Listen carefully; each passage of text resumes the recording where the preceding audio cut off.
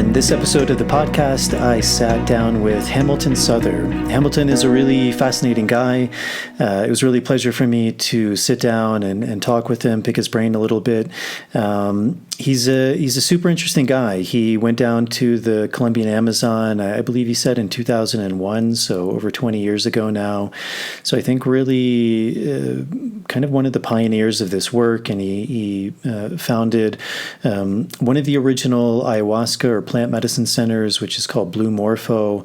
I worked for a long time at another center called the Temple of the Way of Light, and Blue Morpho was always one of the contemporaries. And talking to people who went there, I always heard really good things about the work that they did. I know a few people, my friends Daryl and Samer, who also was on this podcast, and just really solid people. And I think, as I said in the interview, I think that's a really amazing testament to the quality of the work that they're doing. So it was a really fascinating conversation. We talked about his story, how he got involved in this work, things like ayahuasca, plant medicine, the apprenticeship he went through, things like what is ayahuasca, what is the dieta, what are ceremonies like. So I think you all will really enjoy this. As always, if you're able to support this podcast, that's a really big help to me. Patreon is a really good website. You can sign up for as little as $1 a month. There's different tiers you can sign up for. Those tiers give you different things back, things like early access to shows, bonus material, Q&As. To all the people who have done that, to all the patrons, as always, thank you very much for your support. And if you're able to do that, thank you in advance. One of the things I really like about that website is it works off this idea of reciprocity. So if you feel like you're gaining something from this podcast, that's a really beautiful way to support and to give back. There's also the ability to direct donate via PayPal. I'll put a link to both of those in the show notes. If you're not able to do that, as always, helping with the algorithms is a really big help. So if you're watching this on YouTube, hitting the subscribe button, turning on the notification bell, liking the video. There's also video versions on Rumble and Spotify now. And then if you're listening to this, the audio, the podcast version on Apple Podcasts, following or subscribing to the show and leaving a starred rating and a short review is also a really big help. And I believe with Spotify now, there's also the ability to rate the show. So I think that's it. Without further ado, here is my conversation with Hamilton. Running out from the maze, running out of the maze today. Running out from the maze, running out from the maze, running out from the maze today. I'm running out from the maze, running out from the maze, run out of the maze today. Well, cool, man. Well, welcome. So we were chatting just a little bit before we started, and I came down to the Amazon for the first time in probably 2012, and that's when I came down and started working with ayahuasca, and I ended up at the Temple of the Way of Light, where I worked for a long time, and at that time there weren't many centers around. I mean, it's changed considerably. I mean, also with COVID, a lot went out of business as well. But Blue Morpho was one of the centers that I was familiar with. Even at that time, it was kind of one of a handful of centers that was open and I think really well respected. They you know. Maybe we can get into this, but it's a funny world, the ayahuasca world around Iquitos. But and you hear all sorts of stuff. But always with Blue Morpho, I always heard really good things of people who went there and came out of there, and it sounded like they were doing really deep work. So maybe just to start, if you can tell the audience a little bit about who you are, your background, and what got you into this line of work. Sure. My name's Hamilton Souther, and in my early 20s, I got called to the Amazon and ultimately ended up in a traditional apprenticeship in ayahuasca shamanism and general Amazonian plant medicine. And I'm the founder of Blue Morpho, and we were one of the first true retreat facilities dedicated to plant medicines. At the time, there were more like a hybrid of jungle touring or lodge, going to a lodge, etc., and then having ayahuasca ceremonies as an activity that people could participate in. But in 2002, 2003, we started to focus entirely on plant medicine as a destination center for people looking for transformation, healing, exploration, and a real deep communion through the plant medicine. And so we started that work in 2002, 2003. And by 2006, it was starting to really take root and grow. And there was a lot of international publication that took place at that time around our work. And Iquitos really became a mecca for plant medicine and a real revival of the practices and the interests. And then right around that time, 2006, 2007, 2008, we started to see other groups start to form and other indigenous groups really start to get their rightful position within this emerging desire and demand for plant medicine from around the world. And that was something that we really promoted and supported.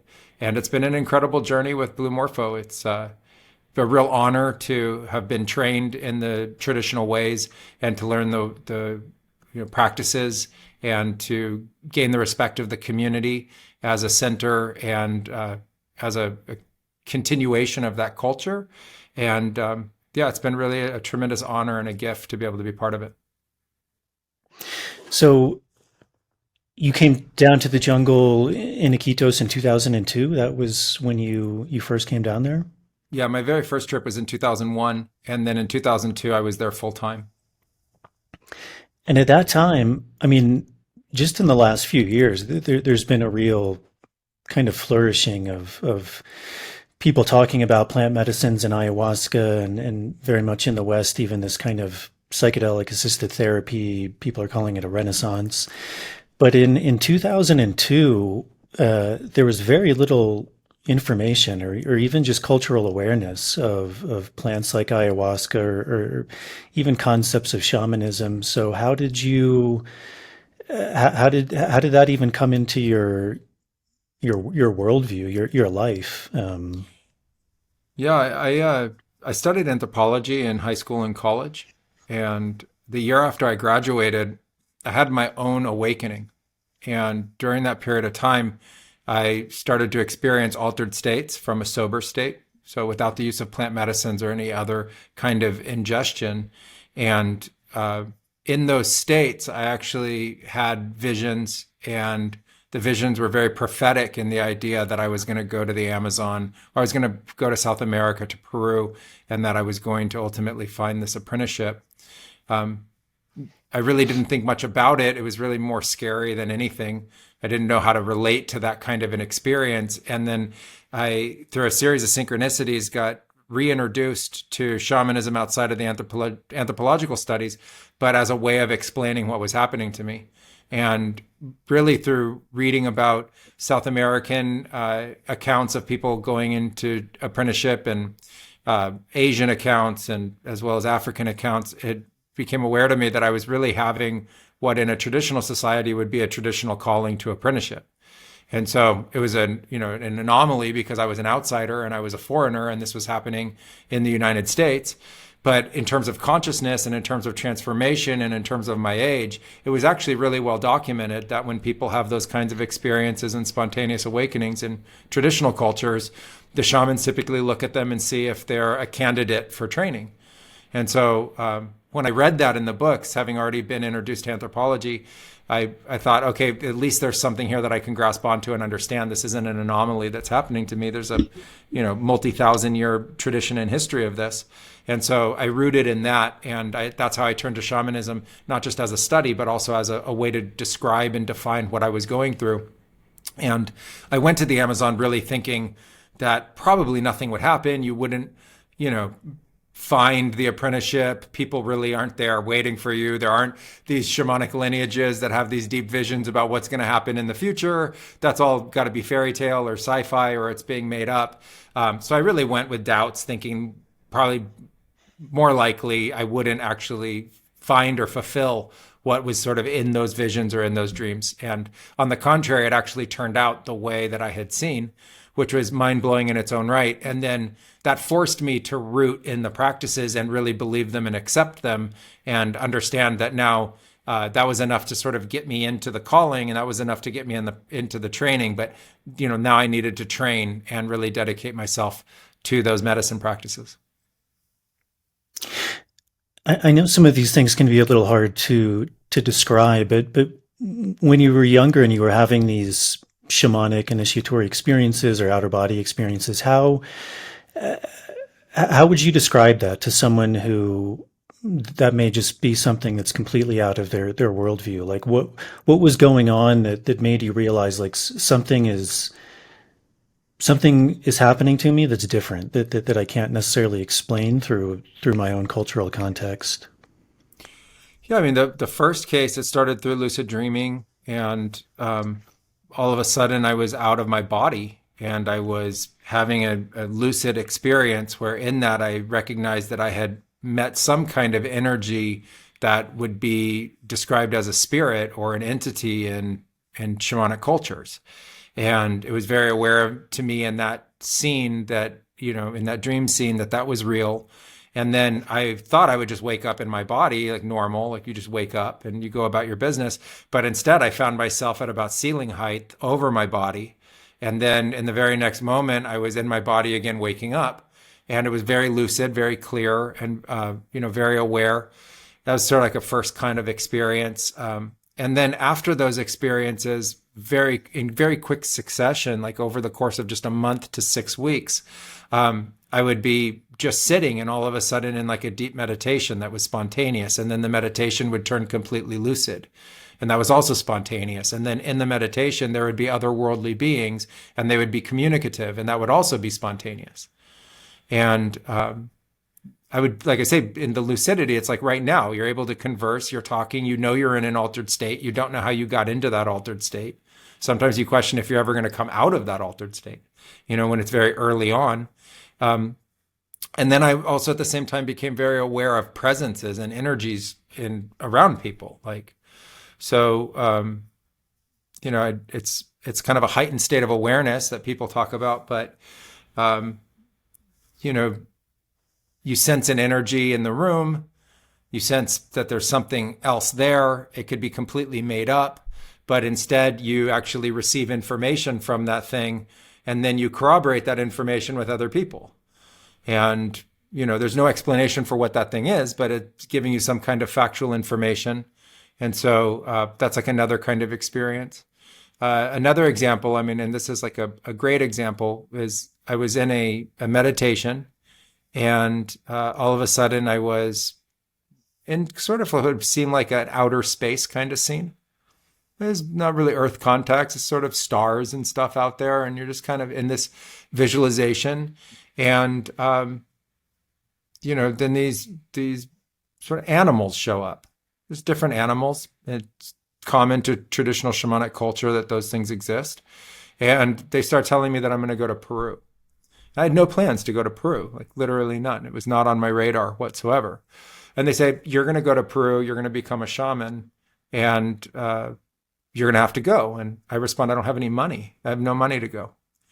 And they say, well, on this night at this time, you're going to go to this website and you're going to find a ticket there that's half price to all the other tickets. You're going to buy that ticket and you're going to go to Peru. And so I think like, okay, well, that's impossible. It's just fundamentally impossible. That's a great test. So at that night, at that time, I went exactly to the website that they said, and I'm scrolling through the tickets, and all the tickets are like between $900 and $1,500, and all of a sudden there's a ticket for $411. And I hear the same voice at that moment. That's the one you're going to buy. And so that's how I ended up going to Peru. It was like literally that simple and also literally that literal. And what was that like when you arrived in Iquitos? Was that the area you ended up in for the first time? No, when I first went, it was a very odd situation to be in, right? I think it's like a good way to describe it. It was very odd, and I didn't really know how to approach this. And so I, again, say, well, how do I do this? And they go as a backpacker.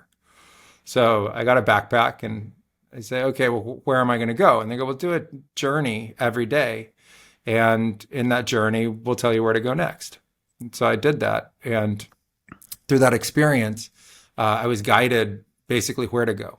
And so I first went to Cusco and into the mountains, and I ended up meeting a shaman there who started to train me. And that was a really amazing meeting.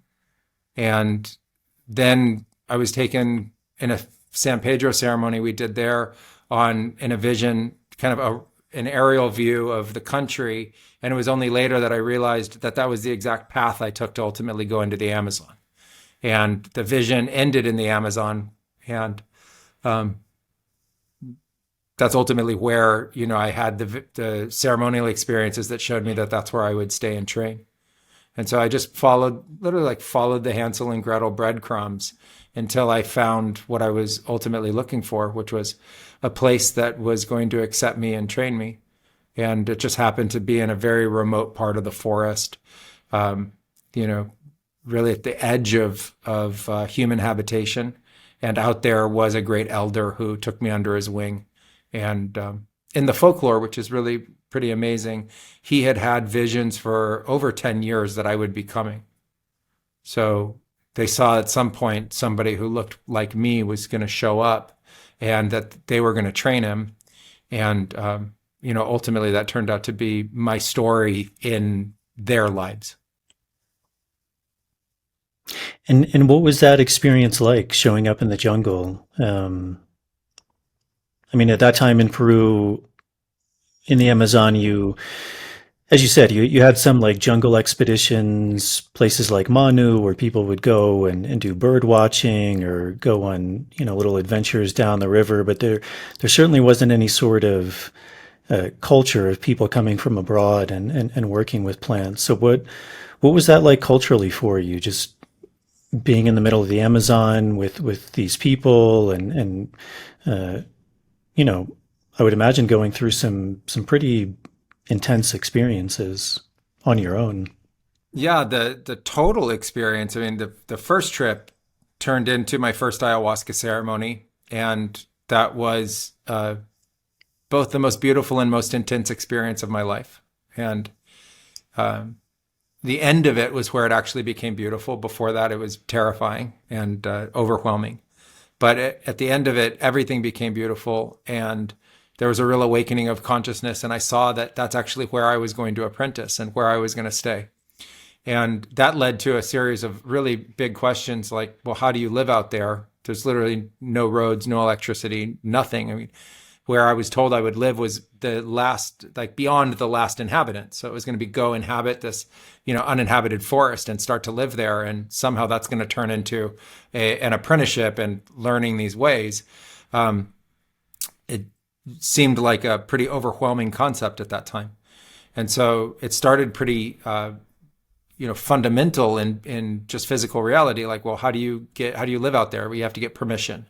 So who do you get permission from? And that's the locals, and they have a community meeting, and the heads of family come out, and they all have to unanimously vote to allow you to live there and become part of their community. And so I first went through that experience, and then it was learning how to just walk and how to canoe and how to fish and how to forage and how to eat. There's no place to buy food, so. Money is basically worthless other than what you take into the space, like the goods that you can buy that you can take in with you. And so it was learn to live off the land. And, that was a young anthropologist's dream, really, to get to be in a culture like that, so different to your own, and then study it and learn it and live it. And so there was that aspect of it. And then there was the medicine aspect, which was, I'd say 100 times more intense than 1,000 times more intense than just the living in the forest part. So that looked like being tossed into a whole new kind of education and a whole new kind of education system, which was taught through experience and directly through the plant medicines themselves. And, akin to the name of your podcast, The Universe Within, it was all about discovering that universe within and all the teachers that you find within there and the massive dimensionality and expansion to the rest of the universe that you connect with. And it was about learning how to do that and learning how the locals and indigenous had created such an incredible body of knowledge around the plants and the forest itself, and these incredible healing arts that were accentuated by plant medicines. And that for me was just incredibly fascinating. And it was terrifying for a lot of the time, but I didn't feel like I had a choice to either leave or abandon the experience. It felt like it was something that I had to live through. It was a quest in its own right. And ultimately, kind of in stages, very fulfilling. And were you communicating in Spanish, or were you also learning whatever their indigenous language was? And also, you mentioned one guy took you in, but then you also mentioned this aspect of community, which I think a lot of people overlook. Was there a sense of, even if you were under the tutelage of this one man, there was a sense of also having to be accepted or be part of this community at large as well? Yeah, the community out in the part of the forest where I lived, there were two communities. So there was an indigenous tribe, and they don't consider themselves Peruvian.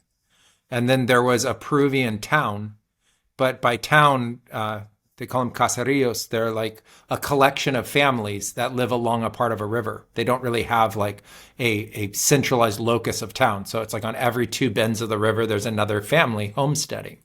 And in that case, there were, I think, 9 or 10 families at that time.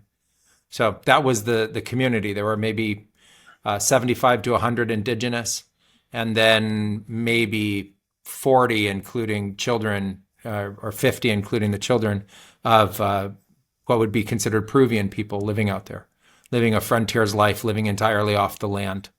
And they were community. In terms of being allowed to live out there, I had to get permission from both the indigenous tribe, and I had to get permission from the locals to just know that I was safe, that I was accepted enough to be there. And so both of those had a process that I went through. And they also all had to agree that that the elder could be allowed to teach me as well. So that was the elder's choice, but it also had to be fundamentally accepted by the rest of the people there. And through a series of events, it ultimately happened that I received that kind of acceptance. In one case with the native tribe, I actually performed healing arts on the chief's grandson, and in their opinion, saved the grandson's life.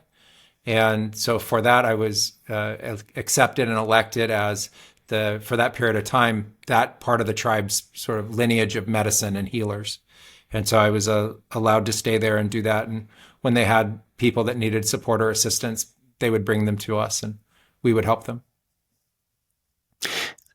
I mean, that was a bit past like the era of like the Shining Path and terrorism, but were there concerns there too of like narco trafficking, or I mean, because some of those areas they are quite remote. They're very removed, from police activity. I mean, it is very much like law of the land, and so I can see how that, as you said, like making sure that you're safe was actually very important to them. Yeah, it was law of the land. And in fact, the year after I left, that entire area was taken over by drug trafficking, by narcotraficantes.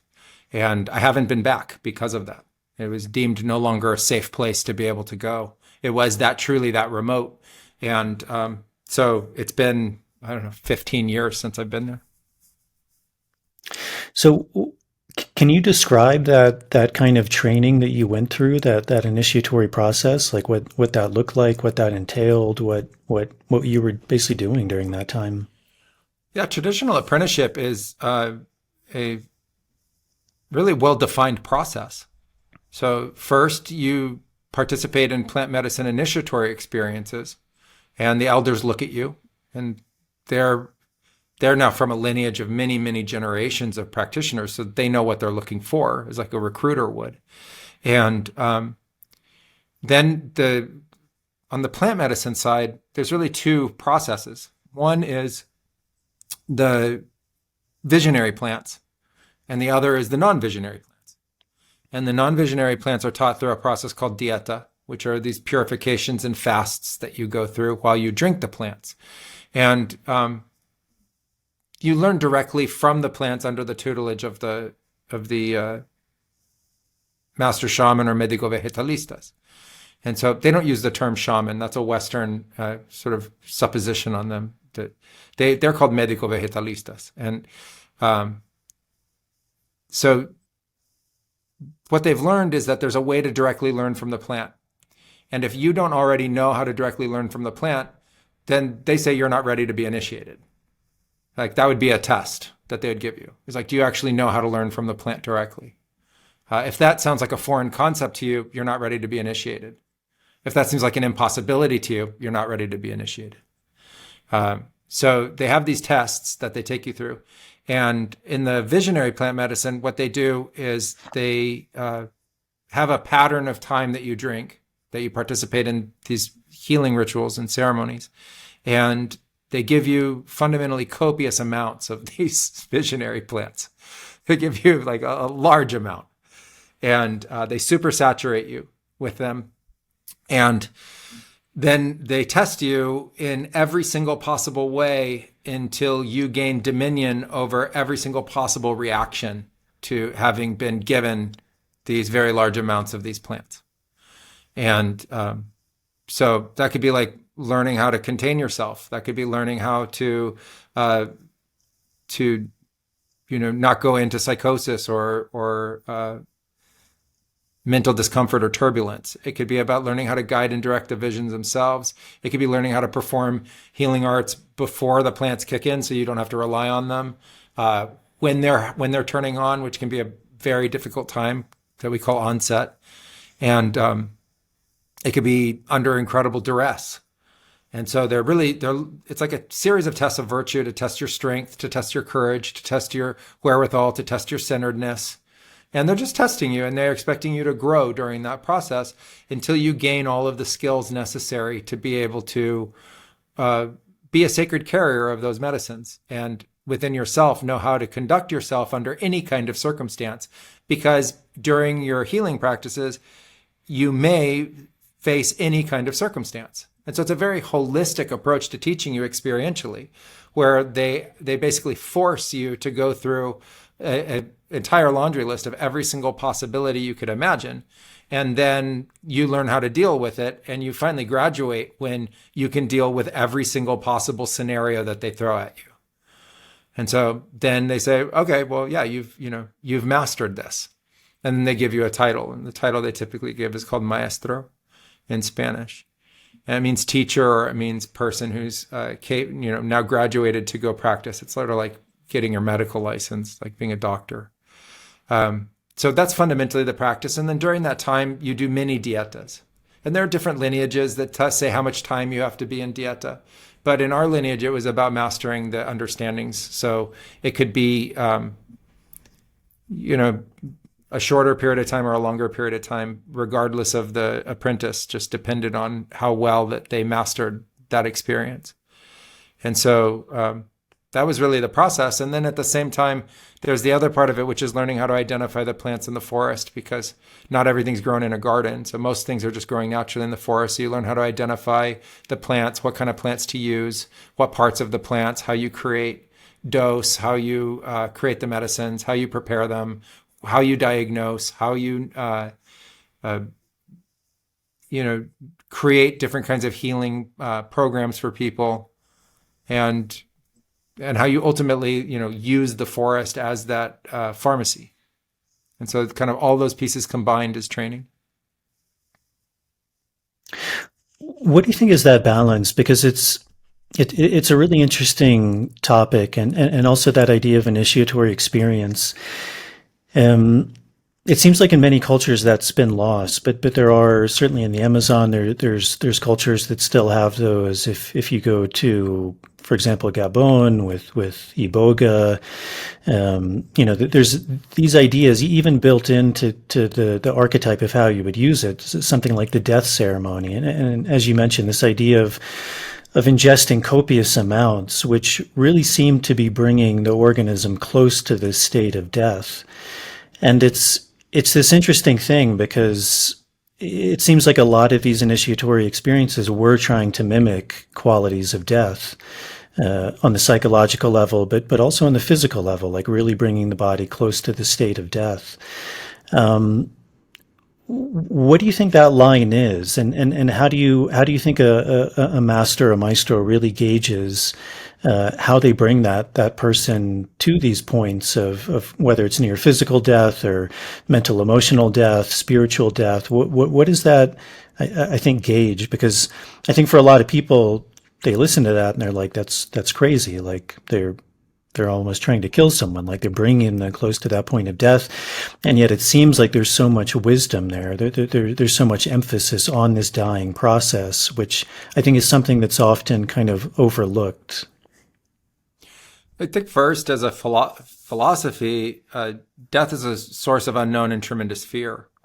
And so if you're not pushed to those sort of reaches of experience, that unknown is ultimately a danger for the nature of your practice. And so if you're responsible for a tribe, or you're responsible for the well-being of your entire community, which is the role of the medico vegetalista, because you have to put it in perspective that they don't have any other support network. Like, they live isolated amongst themselves, and the people that are there of the highest responsibility are the ones that can take care of the most acute and emergency needs.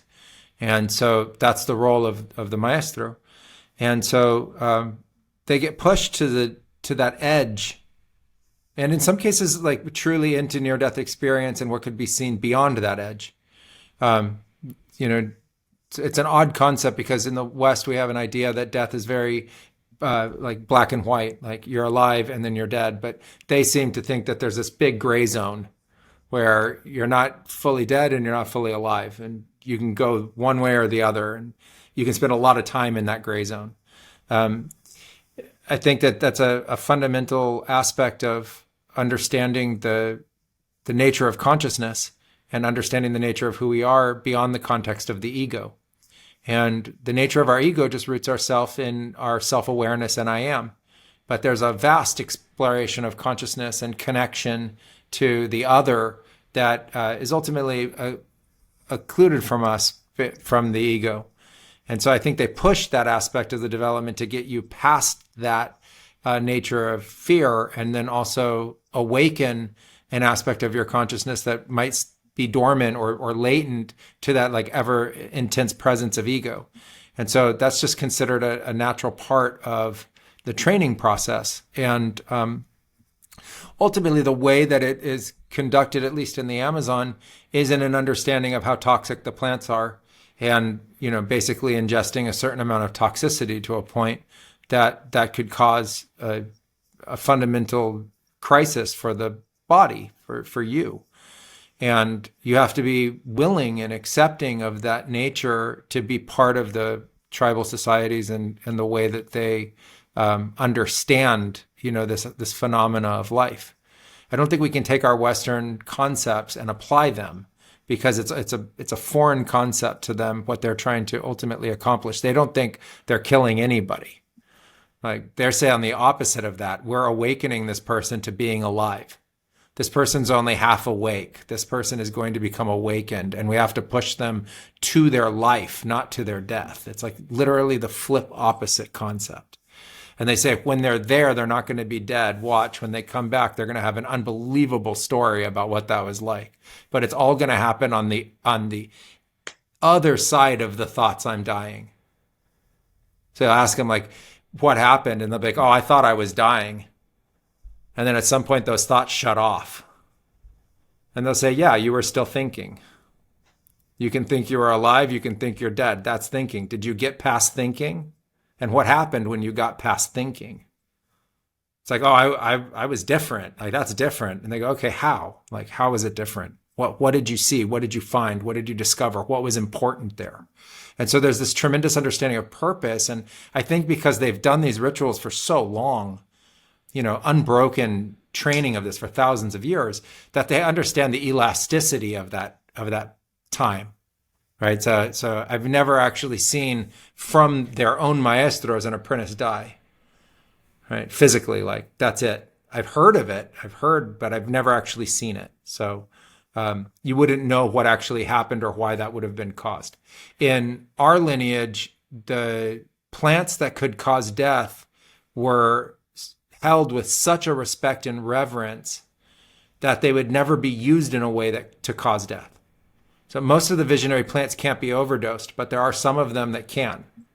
Right? For the ones that can, the respect around the use of those plants was a true boundary. Like, you can use it this way and this way and this way, and it's never used outside of those boundaries. And so in that way, there was always a protection to life itself, and that there wouldn't be a mistake, associated with it. But you would always be pushed beyond what you thought your capacities were and beyond what you thought your resilience to life was. And that's a very important part of the healing process and the learning process, so that you understand where the mind brings up the thoughts that it thinks it's really sick, or it thinks it's, fundamentally dying, versus moving beyond those thoughts to actually understanding what that transition could look like. You mentioned a really interesting concept, which some people may be familiar with. You use this word dominion, and often in Spanish they'll use like the verb dominar when they're talking about kind of this mastery over plants. And I find with a lot of people there's often some confusion around that. Could you maybe speak a bit more about what you mean with that idea of dominion? Yeah, the translations don't apply very well. So you first get this idea in Spanish, dominar, and to us, the idea of dominating something is like a power trip. And that's not what they're talking about, literally at all. It's not a power trip at all. Dominion is absolute mastery. It's like someone who has dominion of a Rubik's Cube, who just does it completely, with their eyes closed. Someone who has dominion of a soccer ball is just can do magic with that thing. Someone who has dominion of language can express themselves in so many myriads of forms. They're meaning absolute mastery with that concept, and not through that mastery, not being overpowered by other forces. And so they're talking about this idea that you learn mastery with the plants, which means you know them in every kind of oscillation, form, and way that they manifest. And so everything is already experienced for you. There isn't a scenario where it's, something that you don't have a frame of reference for. There can still be something that represents newness. It's new all the time, but there's always a frame of reference for it. And so that's what they ultimately mean by this dominion with the plants. And that's really I think, key differentiator between apprentice and the maestro, or, a person who isn't trained in the arts, is that they just don't have dominion. And so you see that differentiation very, very clearly. And so it's kind of an odd deductive reasoning, but the constant concept is, if you don't have dominion over that, you shouldn't be doing it. So it'd be like, do you know how to dose? If you don't know, don't do it. Like, do you have an Ikaro for every situation? Do you have dominion over Ikaro? If you don't, you shouldn't be doing it. You're still training. You need to be in the presence of someone who does while you train. Right? And then that's that relationship between master and apprentice. And we don't see that in the West. We see that people who don't have dominion over the plants start to hold ceremonies. We see that people who don't have that presence of somebody who is a real master of those arts, kind of just guiding and supporting everybody to practice, right? It's not that they're not supposed to be practicing. It's that they're supposed to be practicing under the supervision of somebody who has dominion. And so that's fundamentally what they're describing. You spoke a bit about ayahuasca, which I would imagine most people listening to this have heard of, but probably some people haven't, and some people probably don't have a deeper understanding. So how would you describe that plant? Because it seems like of the plants of the jungle, that plant in particular has really emerged as, even when people are speaking about these ideas of plant medicines, like often they're referring, or in their mind, they're thinking about ayahuasca. So could you maybe speak a little bit about that? And then also why it is you think that this plant in particular has really emerged so strongly because also, as you were mentioning, there's various visionary plants, there's various medicinal plants. You also mentioned this idea of dieta, and often I think even people who are maybe familiar with dieta, they often think that you diet ayahuasca, and there's not this concept that there's all of these other plants that are in kind of one's pharmacopoeia. Well, ayahuasca is a vine, so we start with that. What typically people understand of as ayahuasca is Banisteriopsis caapi. The vine itself chemically has a MAOI chemical in it, this inhibitor that that does a couple of things. One, it shuts off an enzyme in the stomach that breaks down dimethyltryptamine or DMT before it can be absorbed into the blood and ultimately carried to the brain. It also, as it goes into the brain, the chemical name for it's harmaline. There's harmine and harmaline. Harmaline's considered the main one. It goes into the brain and it does a number of very interesting things on a psychiatric level. The first is it changes your uptake and the inhibition of different neurotransmitters. So it allows for a temporary shift in brain chemistry that's very acute. And the neurotransmitters are very important to how we process information, our psychological state that we're in, and ultimately our experience of chemicals like serotonin, dopamine, norepinephrine, etc. So you start with the vine itself. And the vine is visionary in its own right, but it's not, quote, hallucinatory in any kind of form. It has when it has a power associated with it if you drink it without any other form of admixture. But traditionally, when people talk about ayahuasca, it's a little interesting that they use the same name for the vine, but also for the mixture. They're talking about a mixture. And the mixture is traditionally the vine, Banisteriopsis caapi, with Psychotria viridis, which is called chacruna locally. And it's a relative of the coffee family, and they use the leaves, and there's a natural concentration of dimethyltryptamine or DMT in the leaves. And the two are traditionally brought together in the most basic form. And that most basic form is what you'll also hear in like the Brazilian churches and religions. That's called the daime or the daime. And also from the Colombian traditions, et cetera, when they talk about yahe and things like that. So if you hear it by these different names, that's what they're really talking about, the combination of these two plants. Depending on the culture, depending on the tribe, they've also, like people like to do, adjusted the recipe. And they've added what they call admixtures to it, which are a lot of other plants in different concentrations. And each group has their own mixture or brew. Now, the umbrella of all of that goes under the name ayahuasca. So when you hear one person saying they drink ayahuasca in Brazil, and another person saying they drink ayahuasca in Colombia, and another person saying they drink ayahuasca in San Francisco, and another person saying they drink ayahuasca in Paris or something like, I don't know. It's happening all over the world now. They're drinking some mixture of these plants, but you never know what they are, right? So in our lineage, we can work with up to 20, maybe up to even 30 different plants that could ultimately be part of our ayahuasca. But those two main plants, the vine and the leaves, are the real typical core components. That's formed into a tea, and the tea is ingested, and it's a very potent tea. It might be one of the most potent teas in existence. And it's important to understand that that's what it is. It's a tea. And the reason why I emphasize that is because fundamentally it's so easy to make that can be a danger, because people who shouldn't be making it culturally or would never have permission in the indigenous cultures to make it can just cook it themselves. So it isn't that there's a secret process associated with making the base concoction. And so because of that, there's a tremendous proliferation of this, even though maybe there shouldn't be, based on how potent this thing really is, and how important it is to be doing this with bona fide groups that know how to make sure that you're safe. So you start with that, and then the tea is typically drunk in a kind of ceremony or a kind of ritual. And I think if you break it down, there's three components to drinking this tea.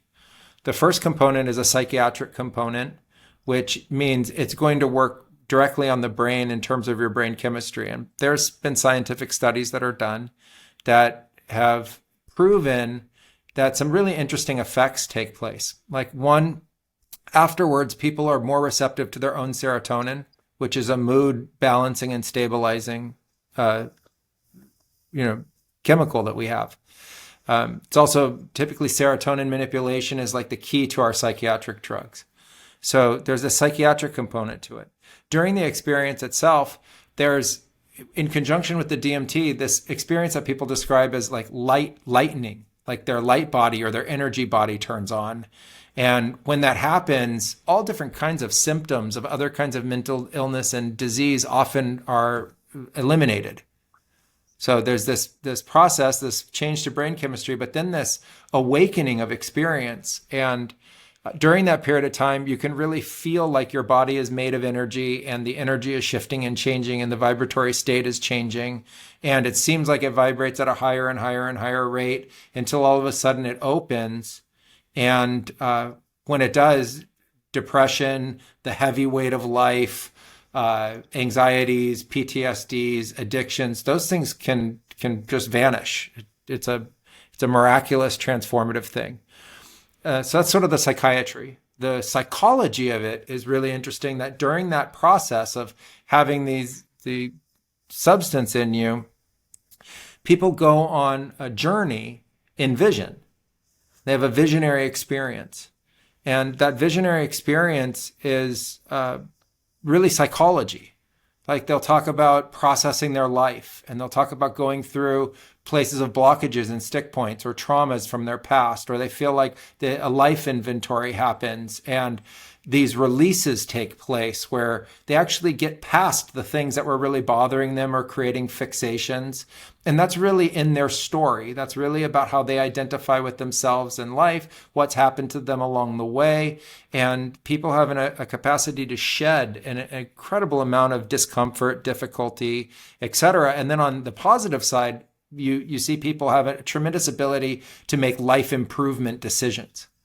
So like this massive awakening of creativity, aha moments, realizations, understandings, where people can say like, wow, I got insight into how to improve my family. I got insight how to improve my finances. I got insight how to improve my business. I got insight into how to better live. I got insight into diet and exercise. I got insight into how to live.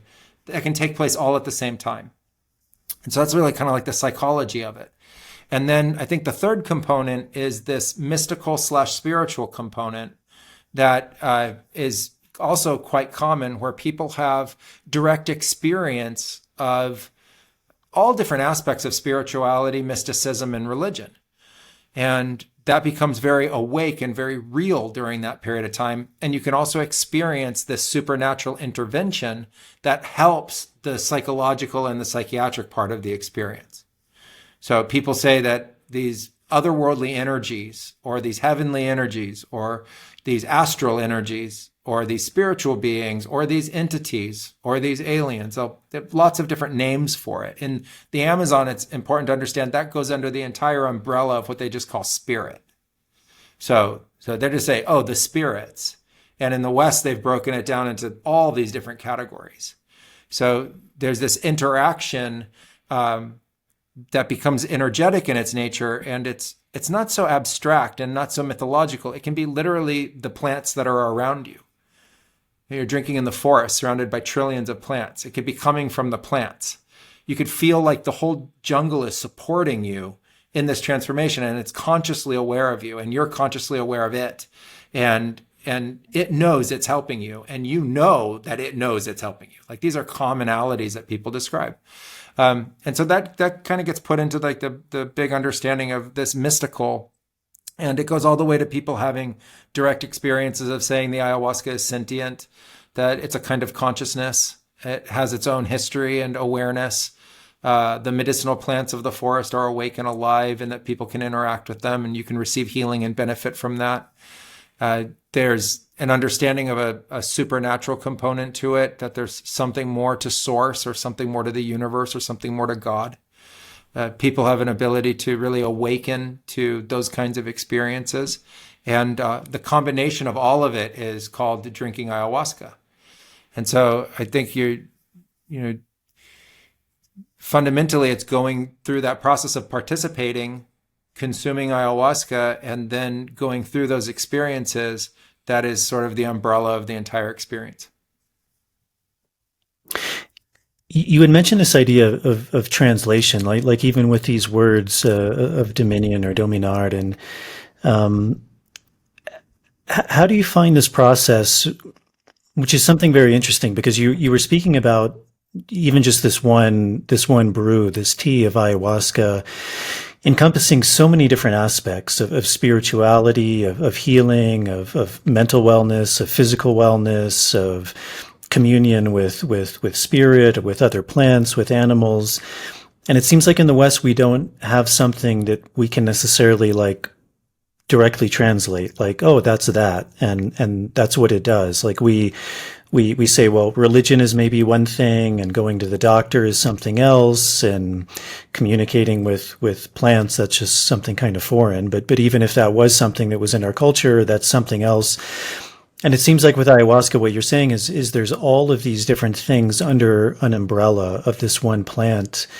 Um, how do you find like this bridge building capacity of taking all of these things and somehow allowing someone who's coming from outside an indigenous community to really be able to understand that, or is that just simply through the experience of working with ayahuasca they become open to these different aspects of it?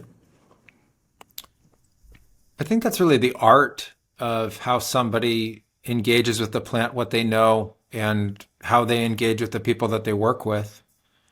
Um, I think one of the biggest hurdles and needs in the plant medicine community is a way to be able to help facilitate people have a deeper awareness and understanding over a shorter period of time to grasp all of this that can sort of be unveiled during the experience. And I think gaining consistent language about it, having a real clear understanding of the depth and the foundational levels of understanding, and then also the next levels of understanding are also very important to the community, especially as more people come that aren't as steeped in the cultural traditions. For the local people, you have to understand that they live in a very mythological mindset. They understand that the forest is filled with energy and that it's energy and that there are things called spirits. They understand that there's a greater mysticism to everything, and that the mystery isn't scary, and that they live in harmony and oneness with nature. And they understand that nature speaks to them all the time because they know how to read the signs of nature. And in the West, it's not that we don't have that. It's that we've altered our linguistics to represent the nature of our society. And so what's happened as we've reduced the nature of our linguistics in the West to the point of being very focused on basically living within our society, we've objectified almost everything in our use of language. So instead of thinking of everything being a communion, we think of everything as an object. So it's like air. I breathe air. And then once you know you breathe air as a kid, air is not a mystery anymore, and you just keep breathing air forever. But if you break down the mystery of air, you ultimately realize that air is stardust. And you're breathing stardust all the time, and we don't have an explanation for where stardust came from. And so it's actually quite a mystical thing. And same thing with the plants. Like, oh, those are plants. Like, I just objectify that thing. Not that thing's a living being and an organism, and I don't have really much understanding of that thing. I understand its shape or the way I'm relating to it, but I don't actually understand it. I don't understand it like a biologist. I don't understand it like a chemist. And I don't understand it in terms of how the universe ever got to a point of having a tree, right? Or a flower is described as a token of an affection. It's not described as a fundamental miracle. Like, how did the earth ever come about creating the idea of a flower in its own right? So I think it's just a divergence in language where if you have a community that's already very attuned to this, like, basically harmonious relationship between itself and nature, thinking it's part of nature, that it's much easier for them to hold this idea of kind of a multi-purpose, multi-understanding series of experiences that come through ayahuasca. I think what's really interesting is that you can bring Westerners who have literally, like I say, this linguistic fixation and this sort of level of awareness and understanding. And you can bring them to ayahuasca and they can be within one night immediately awakened to this whole other thing going on. And in doing so, I think it's very interesting because that it means it's innate to everybody, not just innate to the cultures that are predisposed or trained to be able to think that way. So what it does for the Westerner, if they're exposed so quickly to that, is it can create a shock. Like, I don't know how to relate to that now, and I don't know how to relate to what that was at home, right? It's not just an object anymore. And so I think that's where we as a community and as a group of facilitators or practitioners or maestros in the world need to really support and understand that there's been a big shift in the way plant medicines are being used, which is mostly that they're being introduced to people that don't have a cultural background and a way of fundamentally grasping and understanding the nature of all of these components. And so that leaves us a tremendous opportunity to fundamentally, open up the understanding and education about it, write about it, speak about it on interviews and podcasts, let people know that it's available to them, help people through an integrating process, which is how you take the nature of those experiences and really absorb the value from them and how to apply the teachings and what we learn back into our daily lives, what's applicable and what's not. It helps in awakening people's spirituality. And that's a process. And it is okay that it's a process. It's a process in the Amazon. It's sometimes a difficult process. But I think the nature of our own spiritual awakening as a collective is very important. And so I think really it's a question of how we support people through that process, both before, during, and after, that then allows them to better relate. You used this word a while back, holistic, and sometimes these systems are referred to as like holistic systems of medicine. It's kind of a big question, but from this more indigenous way of looking at health and wholeness, how is that health and wholeness viewed? Because again, I think that's often where translation becomes quite tricky, or worldviews. Like, what is the root of an illness? Is it purely a chemical imbalance? Is it some traumatic thing in our life? Whereas often in some of these indigenous systems, they even have a different language of where they would describe the root of an illness comes from, or the cause of it.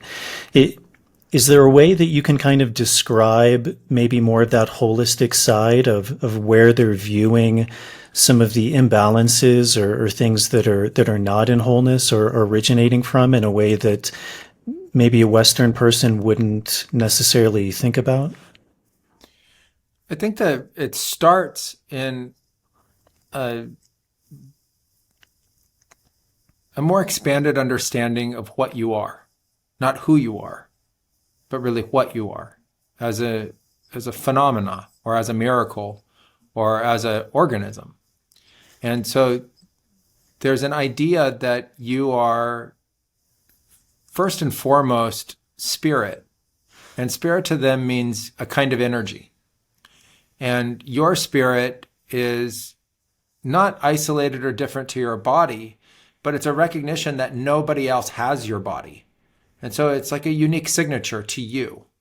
And that's your spirit. And they say the universe created that. And I think there's a pretty fair fundamental scientific explanation for that. So I don't think they're like making up a mythology or like a kind of religious concept around this. I think it's actually really scientific. If you look at it, no two bodies are the same.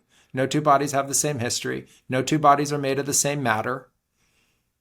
Like, it's really, truly unique. And they're saying, okay, of that uniqueness, this uniqueness has a way of being where it's full of life and vibrant and strong and supported in every way. Like, every aspect of it is working well.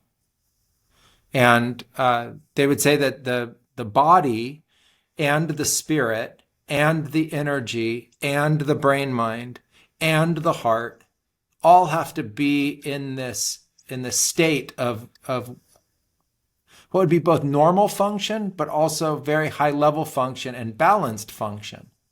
That should be normal. So their concept of normal is not in a state of any kind of ailment. And then they think, they don't even say you're healthy, you're just normal at that point. Like that's normal. And that's a natural state of living in harmony with your environment, living in harmony with your peers, living in harmony with your family, living in harmony with the forest. And then there's different deficiencies that happen. There's parasites, there's injuries, there's something that impacts you. There's pathogenic illness, there's bacteria, there are viruses, there are, these other kinds of illnesses. There are supernatural as well illnesses that can happen that come from being like put into a state of fright or a kind of acute trauma that they have a name for. They call it manjari. And so in an understanding of that, they say, okay, if one of these things has happened to you, okay, we have a solution for that. So if you have parasites, we can use these tree resins. You drink them and you purge the parasites. If you have this kind of joint injury, we can use these poultices and we can support that joint injury. If you, broke a bone, we could set it and get you walking again. They don't have a capacity for, advanced surgery and things like that. Like minor things like that they'll take care of. They don't have solutions for those other things. So they'll say, okay, now that we've used this physical intervention, the energy aspect of you or the spirit aspect of you has been affected. You're affected by getting sick. You're affected by hurting yourself. You're affected by having a traumatic event happen. There's some kind of effect. And so then they'll want to treat the spirit aspect of you. And it's part of their medicine. It's not isolated. It's not separate. So it's not you go to the doctor for the physical and then you go to a spiritual advisor for the spirit part. They believe that that's a merged responsibility and that it's part of the spirit doctor to support that in you. So you fix the physical and you fix the energy. And they do that with typically different rituals or different kinds of visionary plants that are supportive of that process. In the Amazonian cultures that work with ayahuasca, they use ayahuasca for that.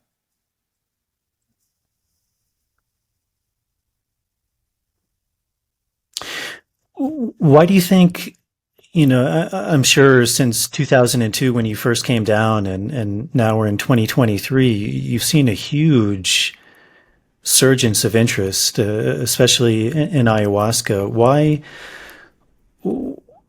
do you think, and just from your experience with working with people, why do you think, or why do you see that so many people now seem to be coming to the Amazon, searching for ayahuasca, wanting to work with ayahuasca, as you said, in San Francisco or New York? I mean, there seems to be a deep, not only interest, but almost like a need, a symbiosis that's happening. What do you think is missing or lacking or what's going on that so many people seem to be seeking out this particular medicine right now? Well, a lot has to do with how potent and powerful it is, and that there's now a 20-year history of, an unbelievable number of reports, now millions of reports of people having had this experience and the importance that it's held for them. So in some cases, it's pure healing importance, like the original publications about the work that we were doing. People were transcending depression. At a time where there was rampant increase in depression and very few medicines to be able to help it. So there was a need. Since then, there's been so many people who've had positive experiences, like really life-affirming, really positive, really incredible experiences that they've spoken about, that there's a kind of natural increase in demand and exploration around that. But then there's also a fundamental resurgence in an understanding of a need for both a kind of spirit, a kind of like realignment, sociological and societal. And then there's I think a natural evolution that's taking place that people are saying there has to be more. There has to be more to what's going on. And I think in society, a tremendous fear that's going on about like just how society is and where people fit into that. And so I think you combine all of those elements together, and then you see this resurgence in a desire to connect, and people understand that through ayahuasca ceremonies, there is this kind of innate connection that gets unveiled. And then for people who are looking for healing, there's the healing aspect of it. And then people who are looking for life improvement are really unlocking incredible secrets within their own awareness. So there's this great expansion of awareness that's taking place. So if you combine all of that together, there's just a tremendous amount of positives that people are seeing through these experiences. And so through word of mouth, they're sharing them. And I think that's what's ultimately, causing this increase in demand and interest. You were saying in your kind of your training and this initiatory experience that there was like visionary plants that were used, there were non-visionary plants. Often, I think people are under the kind of the influence that ayahuasca is the only plant that's being worked with in the jungle. Are there other plants that you can talk about, whether it doesn't have to be personal or maybe it is personal, but other plants that you find are also very useful and very medicinal that maybe don't get the same kind of exposure of ayahuasca, but that you still think are very useful in a healing practice? There are a number of different plants. There's literally hundreds of important medicinal plants in the Amazon. And some of them are used in the West, like cat's claw. Uña de gato is a common one that's being used in the West, which is an anti-inflammatory and, a holistic remedy for cancer. So, there are a number of plants that are really important. In the shamanic traditions, you have ayahuasca, which we already talked about, and then you have the medicinal trees, of which there are 40 or 50 medicinal trees. They all have local names associated with them, like Chuchuasha, Remocaspi, Capirona, Lopune, et cetera, which would be like saying, Monterey pine tree, a kind of oak or a aspen or a birch tree. Like there's names that they've given to these trees. Those practices are very important. They're important to the training process and the purification process that people go through. And they're also very important to these long-term physical healings that people need.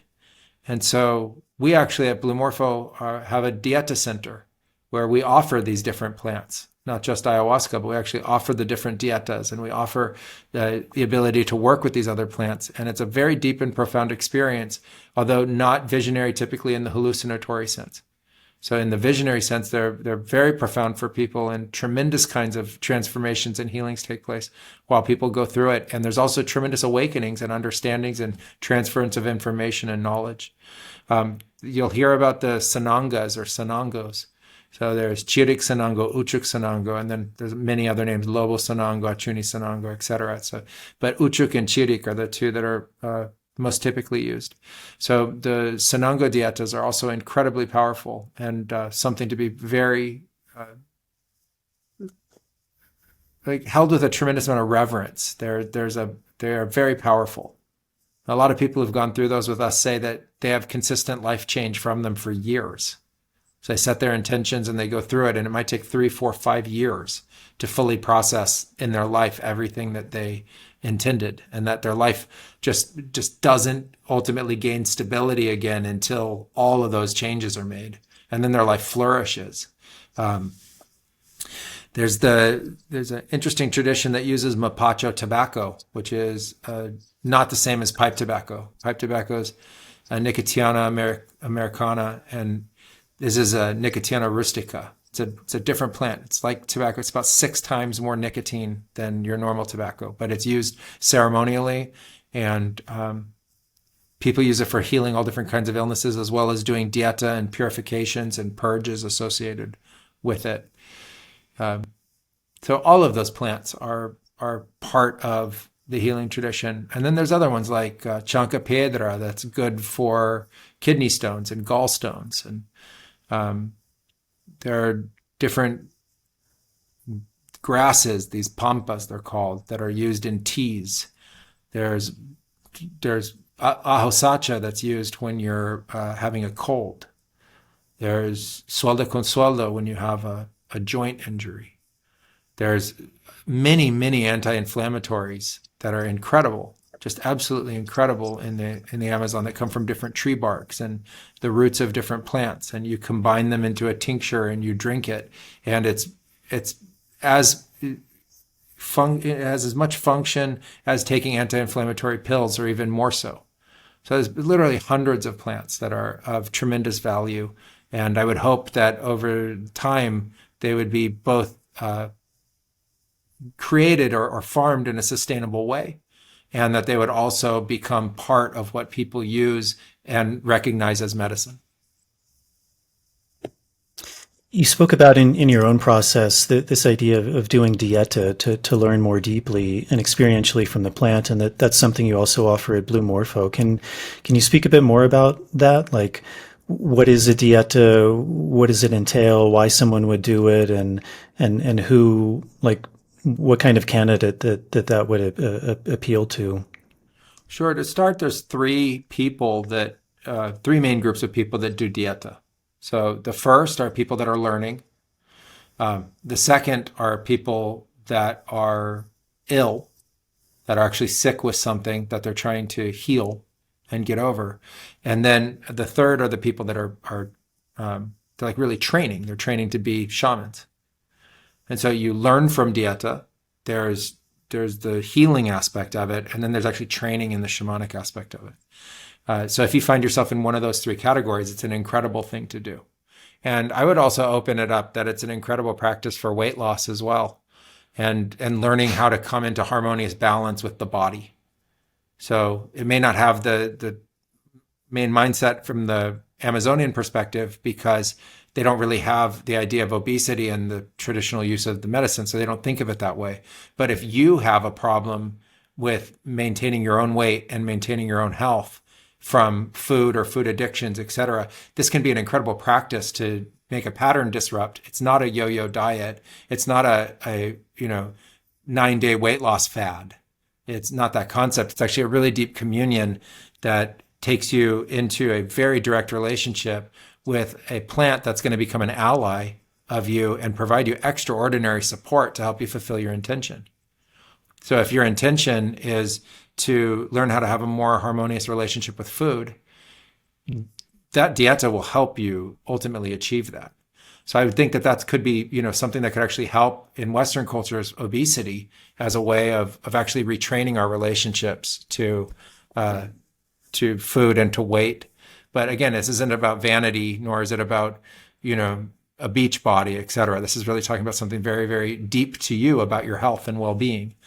But if you look at the principles of the dieta, fundamentally you do a very reduced caloric intake diet for a period of time. It's almost a fast. And while you do that, your body becomes very receptive to what you ingest. And you mostly ingest water and tea made from the plant that you're working with. And so it's less importance on the amount of calories you have. There's enough calories to be able to stay, lucid and coherent. And you're not just doing a water fast. Like, you eat very rudimentary foods that chemically don't get in the way of this deep communion that's established with the plant that you're working with. And so this is an indigenous process that was discovered thousands of years ago about how to truly bond and gain the support from certain kinds of trees or certain kinds of plants that ally with you. And you set intention to them and with them. And that's very much like a very deep reasoning of why you would be doing that in the first place. Like, you're learning something, or you're purifying something, or you want to heal something.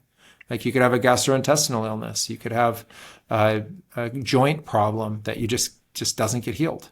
And you're asking deeply, like a deep prayer within yourself, for something to intervene and help you. And so you do that, you go through that process, and it can take anywhere from 7 days, 9 days, 15 days, 30 days, depending on the culture and the dieta.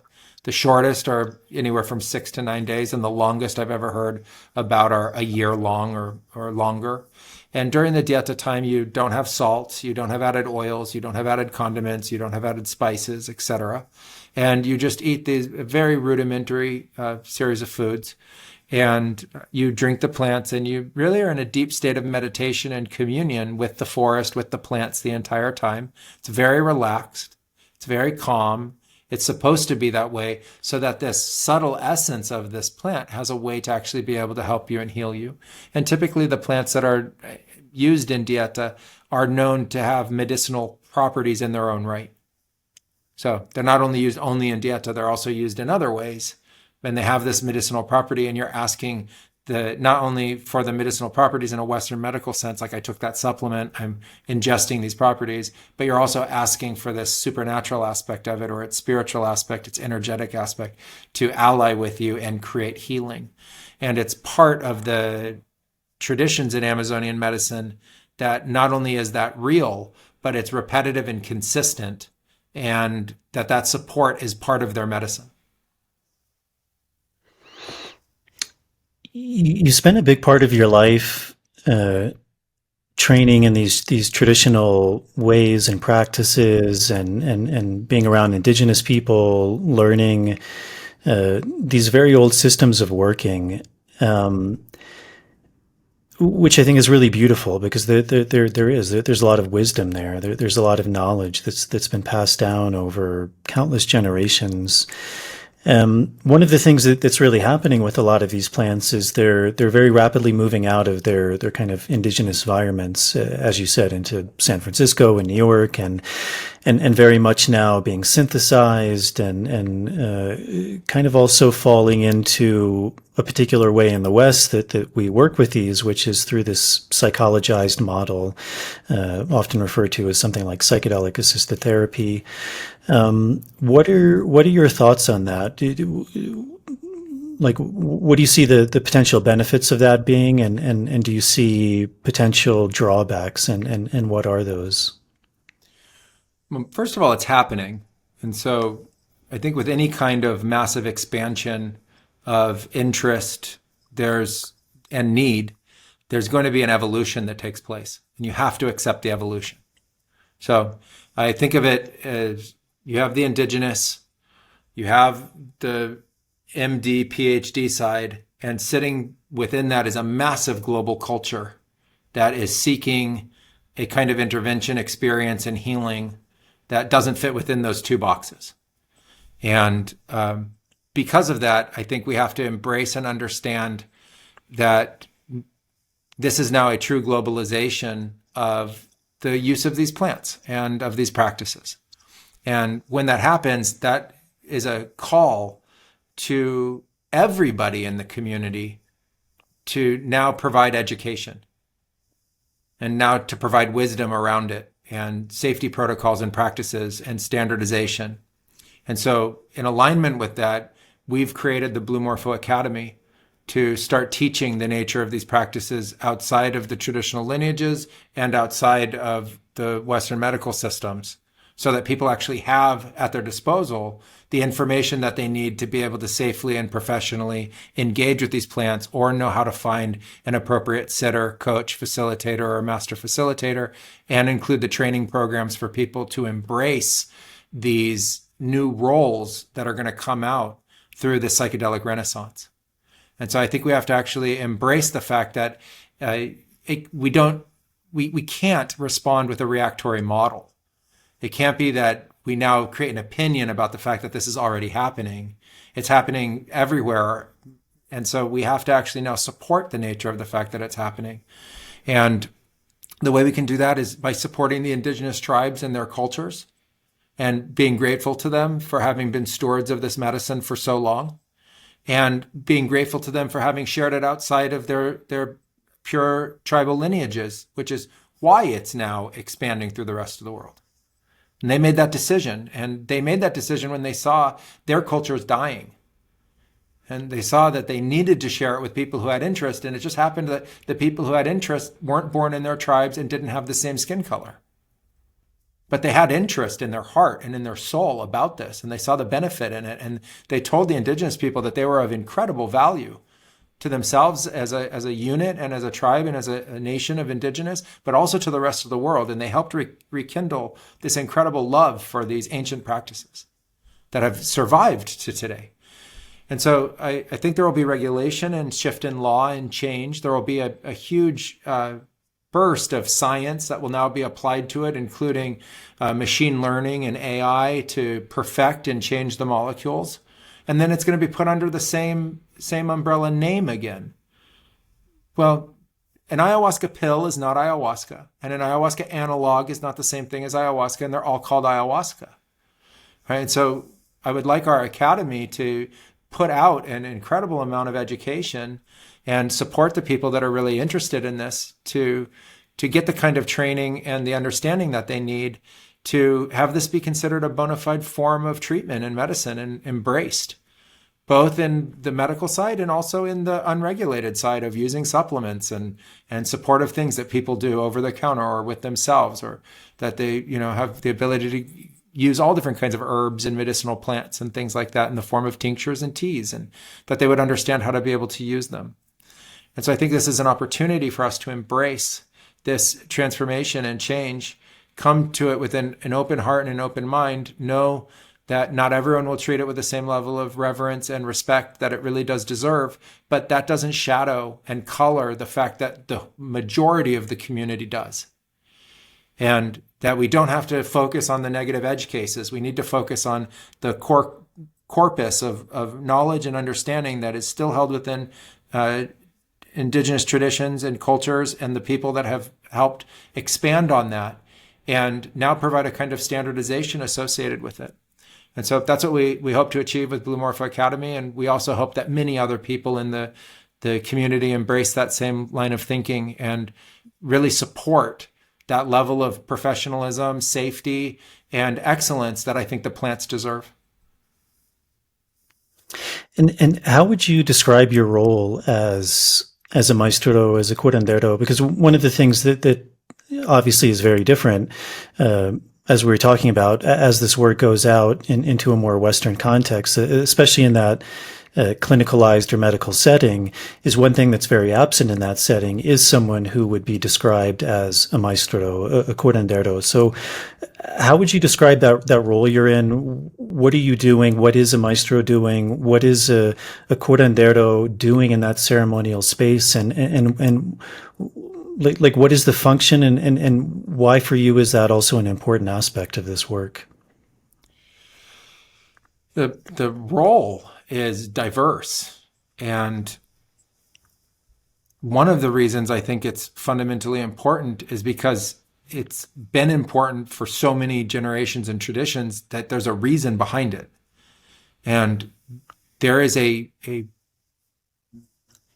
number of important aspects that you have to support a ceremony with or support the use of these plants with.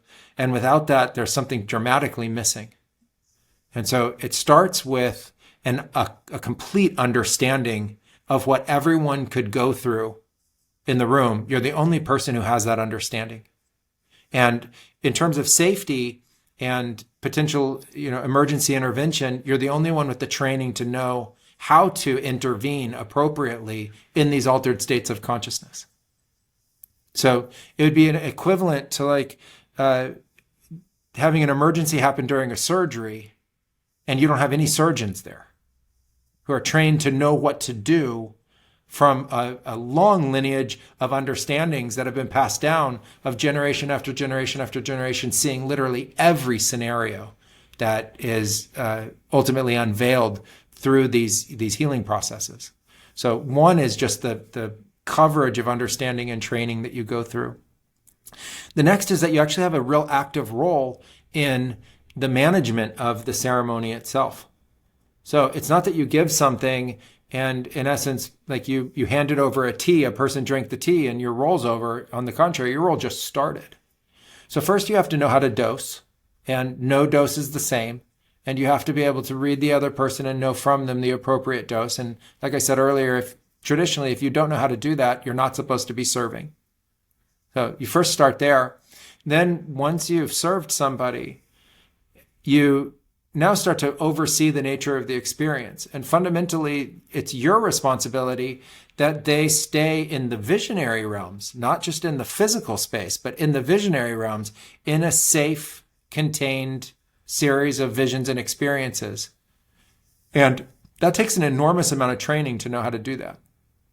So you don't give somebody very potent plant medicine or psychedelics and then leave them to just have whatever happen, like lighting a fuse, and then it just happens like a chain reaction until that thing, like, kind of wears off. That's like a very Western concept. The traditional shamanic role is not like that. It's constant intervention. And the intervention comes through a language that's completely foreign to the outsider. And it comes through chanting and ikaro that is its own language in its own right. And so you have to know the language of ikaro to be able to guide and support the nature of that ceremony in all of the different subtleties.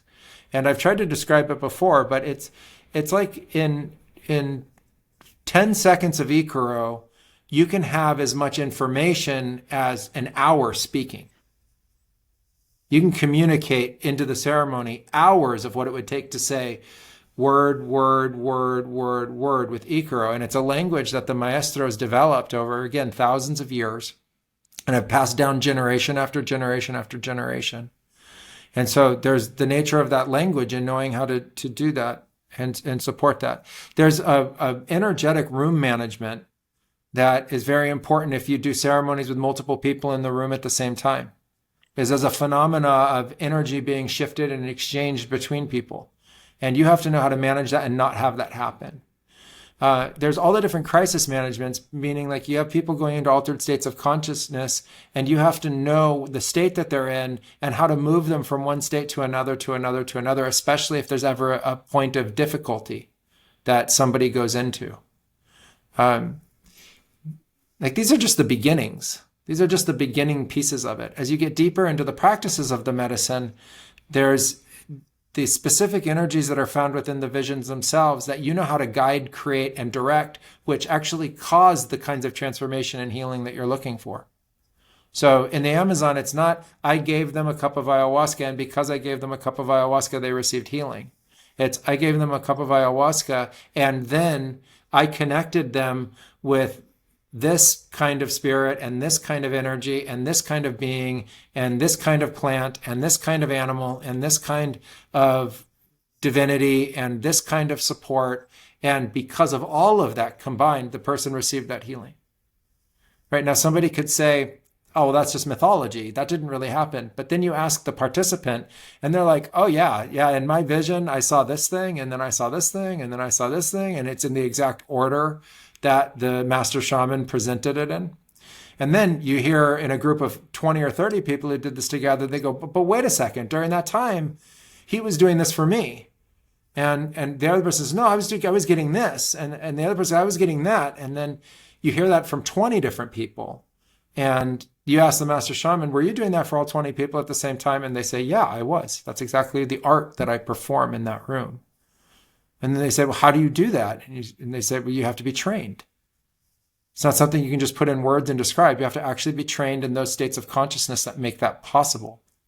And that's something that's fundamentally, again, repeatable and expressed over time and handed down generation after generation. And so the role is so diverse that I think that it's of incredible importance. And if you don't have that, you're ultimately removing something of that importance. Now, that doesn't mean an experience without that is, bad or wrong. It doesn't mean that it shouldn't happen. It just means that you're missing this incredible amount of support and purpose if you have that person there. And if you don't, you have to realize that you're not having what they would call an ayahuasca ceremony. You're having something else. And maybe it needs a different name, or maybe it needs a different category in the West to not create confusion. So the work you're doing at Blue Morpho, how would you describe that, and who are the people that you think can benefit to come down to the center? Yeah, I mean, the work that we do is, right now, I mean, we have the three main components. We have retreats where people come for a week at a time, usually 6 days, and they can participate in 4 ayahuasca ceremonies. And the purpose of the ceremonies is really a focus on this idea of medicine that I've been describing and source or divinity. and the combination of that and the true transformative power of that. So the people who get the most benefit from it are people who are really looking to improve their lives and take their life to like the next level of success and improvement for them. If that's somebody who's improving an aspect of their family, their life, their economic situation, their business situation, that applies. If it's somebody who needs specific healing and transformation to be able to improve their life, that applies. If it's somebody who needs spiritual exploration and development in spirit and a deeper awakening, that applies. And our work is really focused on the expansion of consciousness and the awakenings that we are individually going through and collectively. And it really applies for people who are interested also in being part of a community of explorers and like-minded people who really understand the importance and the benefits of these kinds of experiences. So they understand the importance of spirit and spiritual awakening. They understand the importance of expanding consciousness and learning and growing while being alive. They understand how that adds to healing and life improvement and family, relationships, finances, business, personal health. They understand how you and want to improve life through these means. And they're the people that really come on our retreats.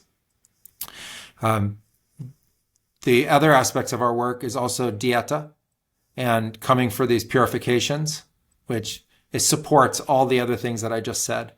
So people coming for deep communion, really deep spiritual growth and development, really potent and powerful transformation and healing. And so that's the nature of dieta. And then we also have the academy. And the academy is part online and it's also part in person. And the academy has online courses, coaching and integration programs, and retreat and dieta that are all intercombined to be able to help you learn. And you can do it for a personal pursuit if you're interested in doing that, but you can also do it for a career pursuit.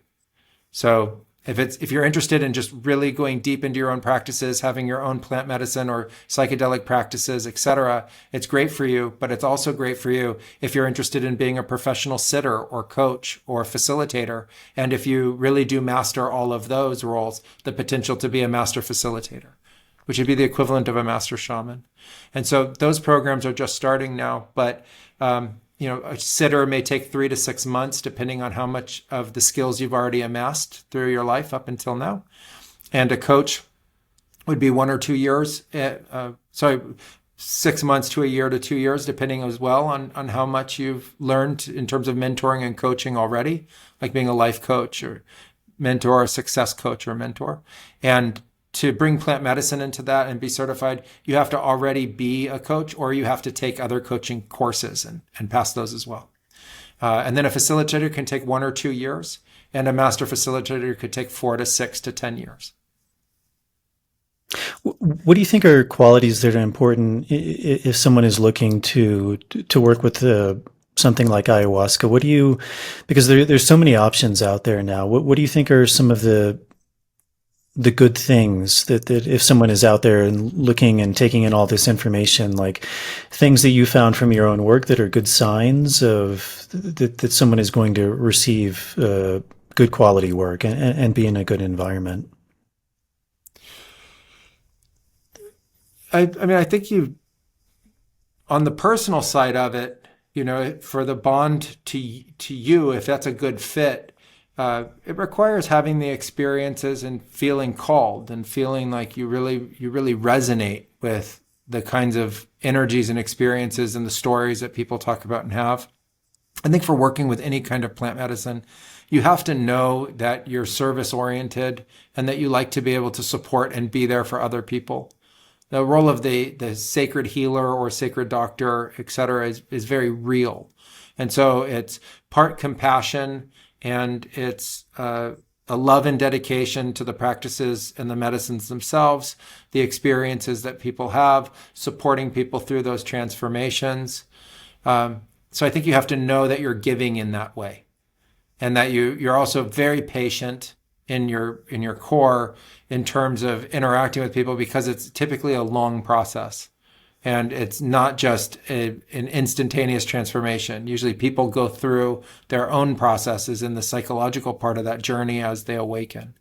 So I think you want to know that you have that desire to be supportive to other people. You have those core skills around patience, the listening skills to be there for others. You like using your time that way, and that you really do love the experience of working with the medicines because you'll work with them all the time. So I think that that's the core as an individual. And then if you're looking to go to a center or to a group of people and experience this, I think you have to be very discerning because it's unregulated. There isn't a group that defines the quality of practice.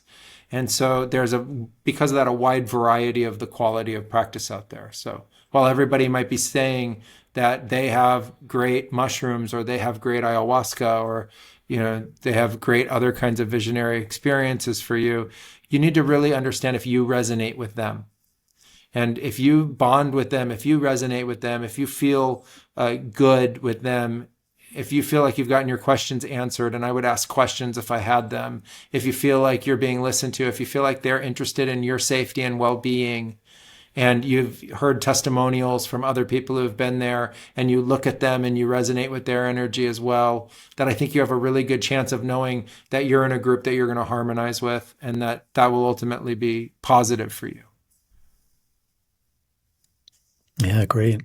And is that where you are full time? You're involved on the ground, working in ceremonies, working with the online programs, all of the different aspects of it? Yeah, I'm involved in a number of projects, and Blue Morpho is both my creation and my passion, and it's a calling and something that I've done as part of my career to share it with as many people that were interested, and also as a proponent for the plant medicines in general, and as an advocate on a global level. And at Blue Morpho, I participate in all different aspects of the organization, and am present on the retreats and supportive in ceremony, and I lead and guide different ceremonies and dieta processes and stuff. I'm also part of the coaching programs and mentorship programs. And so if, people resonate with me and like where I'm coming from, I'm a huge part of how all of this, kind of continues to evolve. And I love the work itself and the ceremonial aspect. And then I'm also involved in a number of other projects as well. Great. Well, thank you so much, Hamilton. Is there anything else we didn't touch on that you'd like to talk about? I would just say that we've talked a lot about how the ancient has come into the modern, and we're in this incredible time of transformation. And I think one of the biggest disrupts in history has already just happened, and it's around artificial intelligence.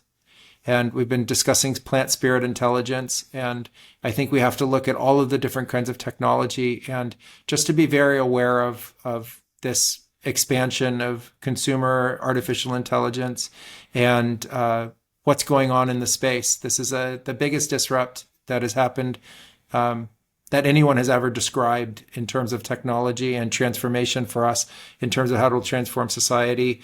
And that to me represents an importance for everybody, including the spiritual traditions, the modern traditions, every sector of the economy, every aspect of our societies and our families. And so I would just put a call out there for everybody to become aware of this and understand how fast the space is changing and evolving. And I'm directly involved in it in a project-oriented sense as well, both on the spiritual side and on the technology side. And it's very important to pay attention to this. Try to understand it to the best of your abilities, and interact in the space around this. It's not something to be approached with fear, but the transformation that's coming is very real. And so on that note, we have a project that's launching that's called God AI, and it's a system of AI-driven and empowered spiritual advisors that have been trained on the corpus of spiritual and mystical and religious texts from around the world. And you can go to the platform at godai.ai and ultimately connect with an AI version of a priest or an imam or a shaman or a guru or a monk that has been trained on all of the mystical and religious and spiritual aspects of those traditions, and that's just a small drop in this vast ocean of power that these techniques have, these tools have to ultimately disrupt. And so for people who are interested in plant medicine and spirituality, that don't really feel that they're like a techie or something like that, check out godai.ai and just see the power. You can ask it anything and it'll answer in real-time streaming and come directly from the teachings themselves of these different traditions. And it's a good starting point to just understand how powerful this is and how it can disrupt ultimately everything. Well, that sounds like a huge Pandora's box of a whole nother conversation to go into. That'd be amazing for maybe another conversation. Cause that is a very fascinating aspect of all of our lives that's transpiring right now. Hamilton, thank you very much for sharing. I appreciate your time and the work you're doing and your dedication to the craft and the science and the art of this. And I think people like you are super important as this work continues to evolve and move forward and just kind of become part of the cosmovision of the world at large. So I thank you for your service, your dedication. I think it's beautiful what you're doing.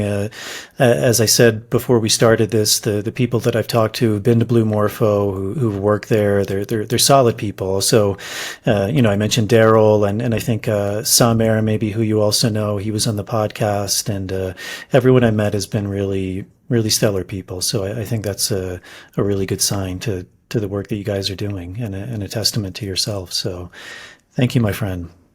Oh, thank you very much, Jason. It's been a pleasure for being on the podcast, and thank you for having me. And I look forward to another one anytime to discuss some of these other topics. Great, man. Great. Well, thank you. All right, everyone. That's it. I hope you enjoyed that conversation with Hamilton. It was really a pleasure for me to sit down and chat with him to learn a bit more about his story. As I was saying, I think he's really one of the pioneers in this film and really a guy with a lot of depth and a lot of knowledge. And I think important that voices like his really get out there in this world as this work really begins to spread, because there is a lot of depth, a lot of wisdom, a lot of just things that can't even necessarily be taught as this work gets out there, that really just come from a place of experience, from a place of training, from a place of learning from really good people. So I hope you enjoyed that interview. As always, if you're able to support this podcast, Patreon is a really good way. You can sign up for as little as $1 a month. There's different tiers you can sign up for. Those tiers give you different things back, things like early access to shows, bonus material, Q&As. To all the people who have done that, to all of the patrons, as always, thank you very much for your support. And if you are able to do that, thank you in advance. Again, I really like the idea of that platforms like it, which work on this idea of reciprocity. So if you feel like you're gaining from something from this podcast, that gives you the ability to support and to give back. If you can't do that, helping with the algorithms is always really useful. So if you're watching this on YouTube, hitting the subscribe button, turning on the notification bell, liking the video, that's a really big help. And then if you're listening to this on the audio version on Apple Podcasts, leaving a starred rating and a short review is a really big help. So I think that's it. My guest coming up after this, I'm hoping to interview a local Cerdo gentleman whose name is Victor. So I'm hoping to get him on. Joe Moore from Psychedelics Today is coming on. I was on his podcast a while back, so he's coming on mine. And another local guy who's into, I think, a lot of esoteric practices, mystery schools, Andrew. Hopefully he'll be able to come on before I actually leave for an extended journey. I'll be in Portugal and Ireland running Dieta. I think we're almost sold out for those but you can check my website, nicotianarustica.org. And then in July and August, I'll be going to the States, to Colorado and New York. And I believe there still are a few spots available for those retreats. So if you're interested in dieting, working with plants, working with tobacco, different trees, there's some really good opportunities there. And again, you can check out my website, nicotianarustica.org. So I think that's it. I hope you enjoyed this episode. Thank you all for tuning in. I hope this finds you all well, and I will see you all on the next episode.